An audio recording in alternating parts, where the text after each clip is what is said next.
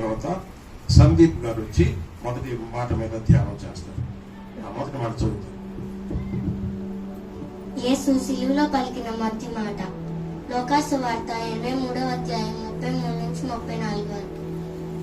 లోకాసు వార్త 23వ అధ్యాయం 33-34 వరకు. వారు కలాపం అనబడిన స్థలమునకు వచ్చుచున్నప్పుడు అక్కడ కుడివైపున ఒకరిని ఎడమవైపున ఒకరిని ఆ నేడు స్థలములను ఆయనతో కూడా సిలువ వేసిరి. యేసు, తండ్రి, వీరు ఏం చేయుచున్నారు? వీరు ఎరుగురు గనుక వీరిని క్షమింపుము అని చెప్పెను. వారు ఆయన వస్త్రములను పంచుకున్నట్టుకై చీట్లు వేసిరి. 196 కీర్తనలో ఆహారశరణ్య పాట మొదటి వచ్చింది.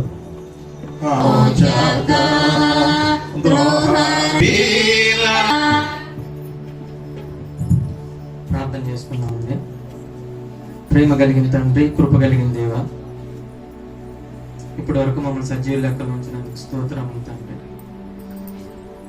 భవిష్యత్తు మూలికి లేనని యొక్క మాటలను మేము ధ్యానిస్తూ ఉన్నాం. మాకు సహాయం దయచేయమని ప్రార్థిస్తూ ప్రార్థన విజ్ఞాపన కృతజ్ఞత మీకు మొరపెడుతూ ఉన్నాను తండ్రి. అందరికీ వందనాలండి.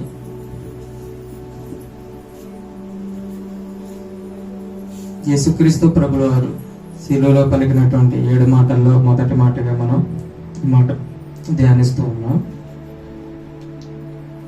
అయితే ఆయన పలికినటువంటి ఒక మాట అనేది మాట మాత్రమే కాదు, ఒక ప్రార్థన. మళ్ళీ చదువుకున్నాం. లూకాసు వార్త 23వ అధ్యాయం 34. యేసు, తండ్రి, వీరేమి చేయుచున్నారో వీరెరుగరు గనుక వీరిని క్షమించమని చెప్పారు. బైబిల్లో మనం ఏం చదువుతున్నా, ఏ సందర్భం చూస్తూ ఉన్నా కొన్ని విషయాలు చాలా గుర్తుంచుకోవాలి. అవేంటో చెప్తాను, జ్ఞాపకం ఉంచుకోండి. ఈ సందర్భమే కాదు, ఏ సందర్భం చదివినా సరే అవి చాలా ఇంపార్టెంట్. ఎందుకు ఇంపార్టెంట్ అంటే అక్కడ జరిగే సందర్భం మీకు తెలియకుండా ఒకవేళ చదివేసేసారంటే దాన్ని తప్పుగా అర్థం చేసుకోవడానికి చాలా అవకాశాలు ఉంటాయి. అలా తప్పుగా అర్థం చేసుకోవడం ద్వారా దేవుడు చెప్పినట్టు అర్థం కాకుండా మన సొంత ఆలోచనలు సమాజానికి తీసుకెళ్ళడానికి చాలా అవకాశాలు ఉంటాయి. కాబట్టి అక్కడ సందర్భం అనేది చాలా ఇంపార్టెంట్. బైబిల్లో మనం ఏ సందర్భం తీసుకున్నా ముందుగా గుర్తుంచుకోవాల్సిన విషయాలు ఏంటంటే అక్కడ ఎవరు మాట్లాడుతున్నారు, ఎవరితో మాట్లాడుతున్నారు, ఎవరి గురించి మాట్లాడుతున్నారు, అక్కడ కాలం ఏమిటి, అది అలంకార రూపంలో చెప్పబడుతుందా లేదంటే గద్దిభాగ రూపంలో చెప్పబడుతుందా, ఈ సందర్భం నుంచి మనం ఏం నేర్చుకోవాలి. ఈ 4-5 విషయాలు గుర్తుంచుకోకుండా మనం బైబిల్ చదివామంటే గ్యారంటీగా తప్పును అర్థం చేసుకుంటామని నేనైతే ప్రాక్టికల్ గా తెలుసు. ఇక్కడ మనం చూసినట్లయితే ఇది ఒక ప్రార్థన అని మనకు తెలుస్తుంది. ఎందుకు? తండ్రి అనేటటువంటి అక్కడ సంబోధిస్తూ ఉన్నాడు తండ్రి అని. తండ్రి, వీరేమి చేయుచున్నారు వీరెరుగరు గనుక వీరిని క్షమించుము అని. అంటే క్లియర్ గా ఇది ఒక మాట మాత్రమే కాదు, ఒక ప్రార్థనగా కూడా మనకి తెలుస్తుంది. అది ఎలా తెలుసు? మనం ప్రార్థన చేసేటప్పుడు కూడా తండ్రి నన్ను క్షమించు అనేటటువంటి పదాలను చాలా సార్లు మనం వాడుతూ ఉంటాం. కాబట్టి ఇది ఒక ప్రార్థన అనే విధంగా మనకి తెలుస్తూ ఉంది. తండ్రికి కుమారుడైనటువంటి యేసుక్రీస్తు ప్రభుల వారు విజ్ఞాపన చేస్తూ ఉన్నాడు. ఎవరి గురించి? వీరు అనేటటువంటి వారి గురించి ప్రార్థన చేస్తారు. వాళ్ళు ఎవరు అనేది తెలిస్తే మనకి ఈజీగా ఈ మాటను లేదంటే ఈ ప్రార్థన అర్థం చేసుకోవడం సులభం అవుతుంది. అయితే ప్రార్థన అనేది ఇక్కడ మాత్రమే చేశాడా యేసుక్రీస్తు ప్రభుల వారు అనేది మనం ఒకసారి ఇక్కడ గమనించుకోవాల్సిన విషయం. ప్రార్థన అనేది మనం చూసుకున్నట్లయితే యేసుక్రీస్తు ప్రభుల వారు బాప్తిస్మిచ్చి యోహాన్ గారి చేత బాప్తిసం తీసుకున్న దగ్గర నుండి ఉదయం కావడంనే లేచి కొండ దగ్గరకు వెళ్ళి ప్రార్థన చేసుకునేవాడు. అక్కడ మాత్రమే కాకుండా చాలా మంది వ్యక్తుల కోసం ప్రార్థన చేశాడు. తను శిలువ మరణం పొందడానికి ముందు విషయంలో కూడా గెస్తం అనేటటువంటి తోటకి వెళ్ళి అక్కడ కూడా ప్రార్థన చేసుకున్నాడు. అదే విధంగా చనిపోవడానికి కొన్ని క్షణాలు ఉన్నాయన్నప్పుడు కూడా ఇక్కడ ఏం చేస్తూ ఉన్నాడు యేసుక్రీస్తు ప్రభుల వారు? ప్రార్థన చేస్తూ ఉన్నాడు. అంటే తన జీవితంలో బాగా ఇంపార్టెన్స్ ఇచ్చింది దేనికంటే యేసుక్రీస్తు ప్రభుల వారు ప్రార్థన అనేటటువంటిది మనకి తెలుస్తూ ఉంది. మన జీవితంలో మనం ప్రార్థనకి ఎంత ఇంపార్టెన్స్ ఇస్తున్నాం అనేది ఇక్కడ నుంచి మనం పాఠం నేర్చుకోవాలి. ఆయన చనిపోయేటప్పుడు ప్రార్థన చేస్తూ ఉన్నాడు. మనం ఏ స్థితిలో ఉన్నప్పుడు ప్రార్థన చేస్తూ ఉన్నాం? ఓన్లీ కష్టాలు బాధలు వచ్చినప్పుడే ప్రార్థన చేస్తూ ఉన్నాం, అవునా కదా? కానీ తన జీవితంలో అన్ని విషయముల యందు కూడా దేవునికి కృతజ్ఞతాస్తుతులు చెల్లించాడు. మంచి ఆశ్చర్యకార్యాలు జరిగినప్పుడు, బాధల్లో ఉన్నప్పుడు ప్రార్థన చేశాడు, శిష్యుల కోసం ప్రార్థన చేశాడు. ఇలా మనం చూసుకున్నట్లయితే చాలా విషయాల్లో, అన్ని విషయాల్లో కూడా ఆయన ప్రార్థన చేసినట్లుగా మనకు కనబడుతూ ఉంది. మన జీవితంలో మనం తెలుసుకోవాల్సింది, నేర్చుకోవాల్సిన విషయాలు ఏంటంటే, అన్ని విషయముల యందు మనం దేవునికి కృతజ్ఞతాస్తుతులు చెల్లిస్తూ ప్రార్థన చేయాలి అనేటటువంటి విషయాల్ని మనం నేర్చుకోవాలి. అయితే ఈయన ఏ సందర్భంలో ఉన్నప్పుడు ప్రార్థన చేస్తూ ఉన్నాడు అనేది కూడా మనకి ఇక్కడ చాలా ఇంపార్టెంట్. ఆయనకున్నటువంటి పరిస్థితి ఏంటా పరిస్థితి అని మనం చూసుకున్నట్లయితే, సిలువ మీద చనిపోవడానికి కొన్ని క్షణాలు ఉన్నవి అనంగా ప్రార్థన చేస్తూ ఉన్నాడు. అయితే తన గురించి తాను ప్రార్థన చేసుకోవడం లేదు. ఇక్కడ మనకే గనక ఇలాంటి పరిస్థితి ఎప్పుడన్నా వచ్చినట్లయితే, చచ్చిపోయే పరిస్థితి కానీ, లేదంటే అనారోగ్య పరిస్థితులు కానీ, ఇంకా ఏదైనా వస్తే మనం ఎవరి గురించి ప్రార్థన చేసుకుంటాం? నిజం చెప్పండి, అబద్ధాలు వద్దు. మీ గురించి చేస్తారా? మీ పిల్లల గురించి చేస్తారా? లేదంటే మీకు తెలిసిన వాళ్ళ గురించి చేస్తారా? లేదంటే మీ మీద కోపం ఉన్న వాళ్ళ గురించి ప్రార్థన చేస్తారా? మీ గురించా? నిజం ఒప్పుకోవాలి దేవుని సన్నిధిలో. నాకు ఆరోగ్యం బాగుండాలి, లేదంటే నేను పూర్తిగా కోలు కావాలి, లేదంటే నా పరిస్థితులన్నీ కూడా చక్కబడిపోవాలి. ఇదేగా మనం చేసే ప్రార్థనలు, అనా కదా? ఎవరికి సాధ్యపడనటువంటి ప్రార్థన ఇది మన జీవితాల్లో కూడా. ఎప్పుడైనా చేశారా ఇలాంటి ప్రార్థన? ఎన్నోసార్లు నేను ఉంటాం కదా. నా ఊహొచ్చిన కాడ నుంచి చాలా మంది ఎన్నోసార్లు చెప్పుంటారు ఈ యొక్క వార్తని.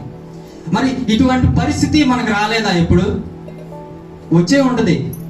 అయితే మనం మన గురించి కాకుండా మనకు వ్యతిరేకంగా ఉన్నటువంటి వాళ్ళ గురించి ప్రార్థన ఎప్పుడన్నా చేసామా? ఈ మాట ద్వారా మనం ఏం నేర్చుకోవాలనేది ఇక్కడ మనం తెలుసుకోవాల్సిన విషయాలు. ఒక వాక్యం మనం చెప్తూ ఉన్నా, ఒక వాక్యం మనం వింటూ ఉన్నా, మనం తెలుసుకోవాల్సింది ఏంటంటే, ఆ వాక్యం మనకు ఎంతవరకు ఉపయోగపడింది. ఇక్కడ 15 నిమిషాలు 20 నిమిషాలు టైం చెప్పేసేసి వెళ్ళిపోవడం కాదు. ఈ వాక్యం మనుషుల హృదయంలోనికి ఎంతటి వరకు వెళ్ళగలుగుతుంది అనేది మనం ఇక్కడ ఆలోచించాలి. వాక్యం బాగా చెప్పడం అంటే ఏమనుకుంటున్నారంటే జనాలు, నా గురించి అందరూ చెప్పుకోవాలన్న ఆలోచనకి వెళ్తుందిలే కానీ, ఈ వాక్యం చెప్పడం వల్ల దేవునికి దగ్గర అవుతున్నారా లేదా, వాళ్ళ హృదయాలు మార్చుకుంటున్నారా లేదా అనేది ఇక్కడ చాలా ప్రతి ఒక్కరూ ఆలోచించుకోవాలి. 15 నిమిషాలు టైం చేయడమో, లేదంటే వాక్యం పాస్టర్ గారు చెప్పమన్నారు కదా అని చెప్పేయడం కాదు. ఇక్కడికి వచ్చేసి ఆ వాక్యం అనేది చెప్పడం ద్వారా ఎంతవరకు నేను దేవునికి సంఘాన్ని దగ్గర చేయగలుగుతున్నాను అనే విషయాలే మనం మైండ్ లో ఎప్పుడు ఉంచుకోవాలి. వాక్యం చెప్పేవారు, వాక్యం వినేవారు, నేను వింటున్నటువంటి వాక్యం నన్ను దేవునికి ఎంత దగ్గర చేస్తుంది అన్న ఆలోచనతో వినాలి. ఇక్కడ మనం గమనించినట్లయితే యేసుక్రీస్తు ప్రభుల వారు కొంతమంది పీపుల్స్ గురించి తండ్రికి రిక్వెస్ట్ పెడుతూ ఉన్నాడు. ఇక్కడ ఎవరు వాళ్ళు, వీరేమి చేయించున్నారో వీరు ఎరుగరు, వాళ్ళంట వారు. ఇక్కడ వీరు అనేటటువంటి వాళ్ళు ఎవరంటే, ఏమి చేస్తున్నారో కూడా తెలియనటువంటి వాళ్ళంట. ఎవరు వాళ్ళు? ఏం చేస్తున్నారో కూడా తెలియనటువంటి వాళ్ళు వారు. ఎవరు వీరు? వాళ్ళు తెలిస్తే ఎవరి కోసం యేసుక్రీస్తు ప్రార్థన చేస్తున్నాడు అనేది మనకు తెలిసింది. ఎవరు వారు? విన్నారుగా 8 సంవత్సరాల నుంచి, చెప్పగలరా? చెప్పండి. ఓకే, కుడివైపున ఎడమవైపులో ఉన్న దొంగల గురించి అంట.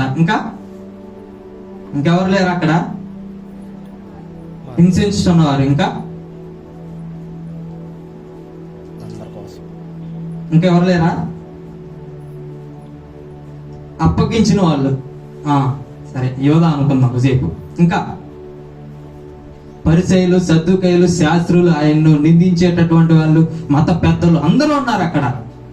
నేను దీని గురించే బాగా ఆలోచించాను. అసలు వీరు అనేటటువంటి వారిని మనం ఏమన్నా తప్పుగా అర్థం చేసుకుంటున్నామా అని చూస్తే అక్కడ యేసుక్రీస్తు ప్రభువారు మనకి ఏం చెప్తున్నారంటే, వాళ్ళు ఏం చేస్తున్నారో కూడా తెలియనటువంటి వాళ్ళు వీరు అన్నాడు అక్కడ. ఇక్కడ ఎవరు తెలియకుండా చేసేటటువంటి వాళ్ళు అక్కడ చూసినట్లయితే రోమ సైనికులను కుసేపు తీసుకుందాం. రోమ సైనికులు ఏం తప్పు చేశారు అక్కడ చెప్పగలరా? సిలువేయడం అయితే తప్పు కాదని నేనైతే అనుకున్నా. వాళ్ళ అధికారులు ఇచ్చినటువంటి దాన్ని చేశారు వాళ్ళు అక్కడ. అయితే దానికన్నా ముందు ఒకటి జరిగింది. ఏం జరిగింది?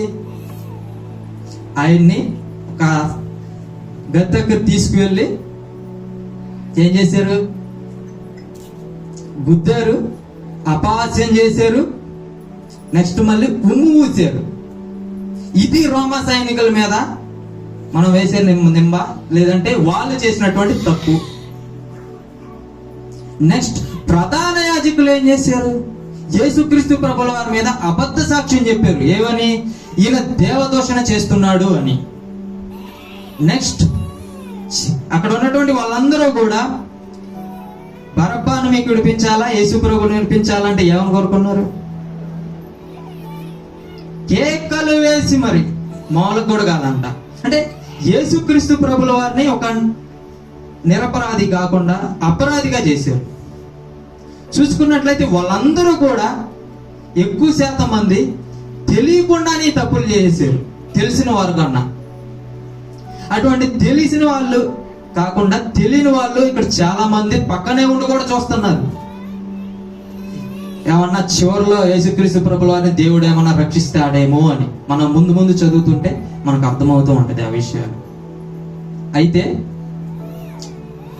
ఇంతమంది ఉన్నారు, పరిసయ్యులు, శాస్త్రులు, సద్దుకయ్యులు, చుట్టుపక్కల ఉన్నటువంటి వాళ్ళు, శిష్యులు కూడా వెన్నుపోటు పడలేదా?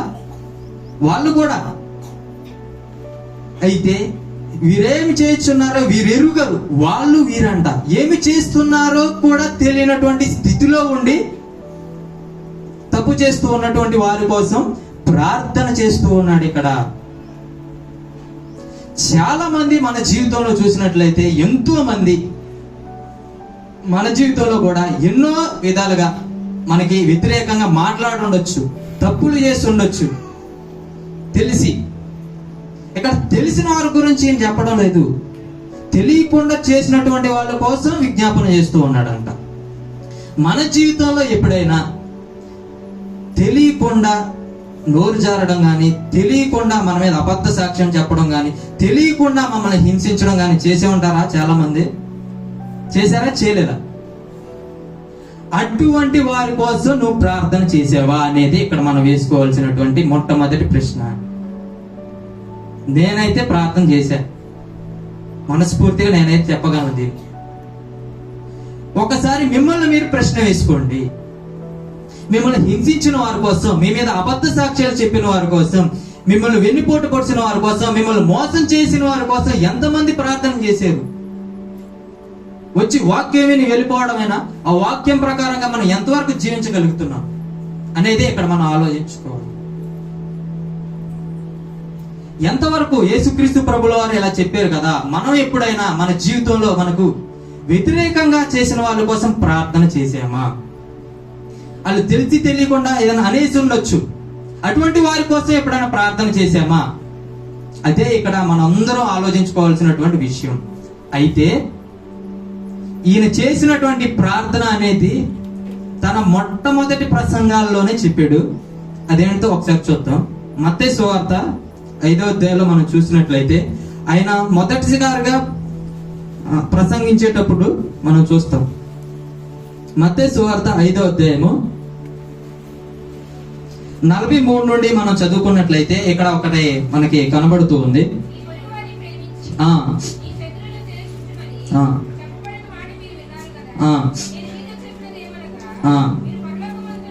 మీ తండ్రికి కుమారులు ఉన్నట్లు మీ శత్రువులను ప్రేమించుడి, మిమ్మల్ని హింసించు వారి కొరకు ప్రార్థన చేయండి. అబ్బా,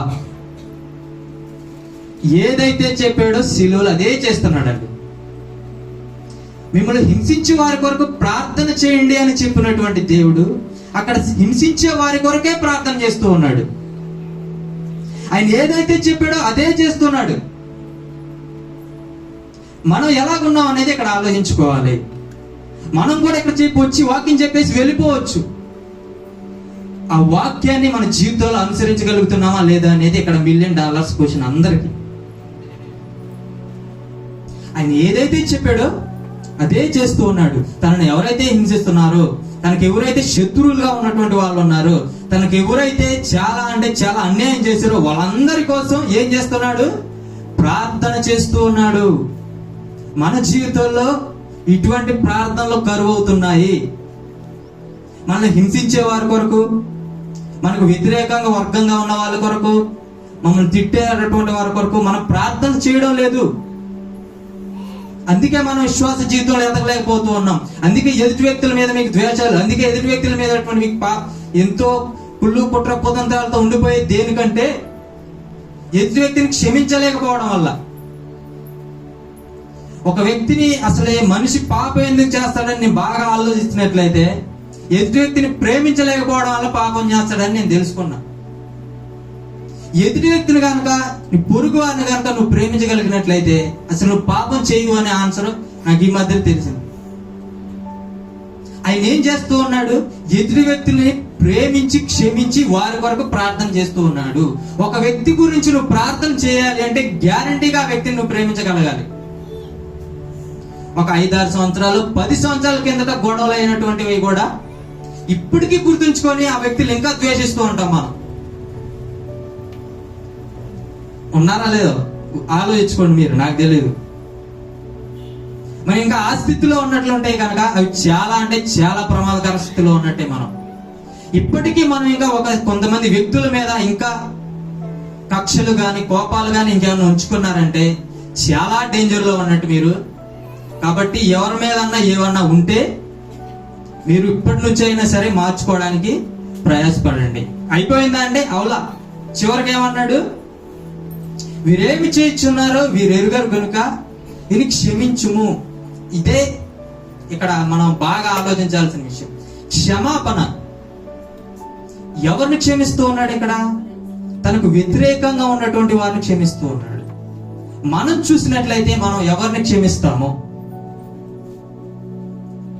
ఒకటి నిన్ను బాగా ప్రేమించే వారిని క్షమిస్తావు, నీకు దగ్గరగా ఉన్నటువంటి వారిని క్షమిస్తావు, ఇంకా నిన్ను అభిమానించేటటువంటి వారిని క్షమిస్తావు. ఇక్కడ అదేమీ కాదు. తనను ఎవరైతే నిందించారో, తనను ఎవరైతే దూషించారో, తనను ఎవరైతే అపహాస్యం చేశారో వాళ్ళందరి కోసం ప్రార్థన చేస్తూ ఉన్నాడు. వాళ్ళందరినీ క్షమించి తండ్రి వీరిని క్షమించు అని ప్రార్థన చెప్తూ ఉన్నాడు. అయితే